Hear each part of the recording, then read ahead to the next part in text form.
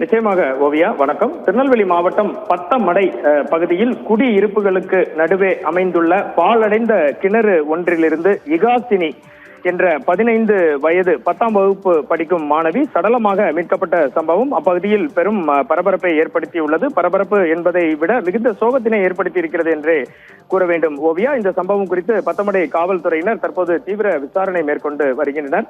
இந்த மாணவி இகாசினி கடந்த ஜூலை 19ஆம் தேதி முதல் காணாமல் போன நிலையில் அவரை காணவில்லை என பத்தமடை காவல் நிலையத்தில் ஏற்கனவே வழக்கு ஒன்று பதிவு செய்யப்பட்டு தீவிரமாக தேடி வந்தனர். இந்த நிலையில் இன்று காலை பாழடைந்த கிணறு ஒன்றிலிருந்து சடலமாக இகாசினி மீட்கப்பட்டுள்ளார். இவரது தந்தையார் பெயர் பன்னீர்தாஸ் மற்றும் சீதா தாய். இவர்களின் மகளான இகாசினி அப்பகுதியில் உள்ள பள்ளியில் 10ஆம் வகுப்பு படித்து வந்தார். தற்போது மீட்கப்பட்டுள்ள அவரது சடலத்தில் பள்ளி சீருடையும் தலையில் பூவுடனும் சடலமாக அவரை மீட்கப்பட்ட நிகழ்வு மிகப்பெரிய பரிதாபத்தையும் மிகுந்த பரபரப்பையும் சோகத்தையும் ஏற்படுத்தியுள்ளது. மாணவி காணாமல் போனது குறித்த புகாரின் போரில் தீவிரமாக பத்தமடை காவல்துறையினர் தேடுதல் வேட்டை நடத்தி வந்த நிலையில் தற்போது அவர் உடல் கண்டெடுக்கப்பட்டுள்ளது.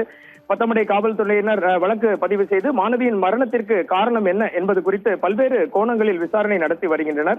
மாணவியின் மரணம் தற்கொலையா அல்லது வேறு ஏதேனும் காரணமா என்பது குறித்து காவல்துறையினரின் முழுமையான விசாரணைக்கு பின்னரே தெரிய வரும். இந்த சம்பவம் ஏற்கனவே நாம் குறிப்பிட்ட அப்பகுதி மக்களிடையே பெரும் சோகத்தையும் அதிர்ச்சியையும் ஏற்படுத்தியுள்ளது ஓவியா. தங்களுடைய கூடுதல் விவரங்களுக்கு நன்றி வனராஜ் சங்கர்.